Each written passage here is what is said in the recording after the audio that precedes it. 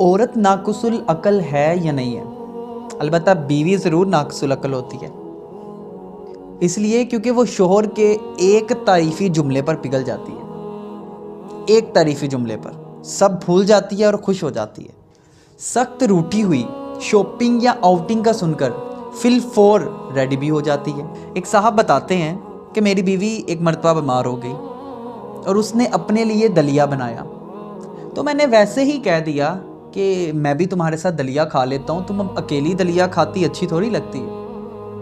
یہ کہنا تھا کہ وہ اپنی بیماری بھول گئی، دسترخوان بچھایا اور بار بار یہ پوچھنے لگی آپ بھی میرے ساتھ دلیا کھائیں گے؟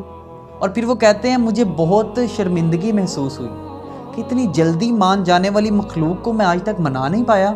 جیسے کہ آج کل باتوں ہی باتوں میں لوگ عورت کو ناقص العقل، کم عقل تصور کرتے ہیں اور بول بھی دیتے ہیں۔ تو میں کہتا ہوں اگر عورت کامل عقل والی بھی ہوتی نا تو پھر بھی آج کے معاشرے میں نا گھر چلانے کے لیے کمپرومائز تو اسے ہی کرنا پڑنا تھا۔ آج اعلیٰ تعلیم یافتہ ہو، جتنی مرضی ڈگریاں ہوں یا جو مرضی ہو، اینڈ پہ کمپرومائز اسی جنس نے کرنا ہے۔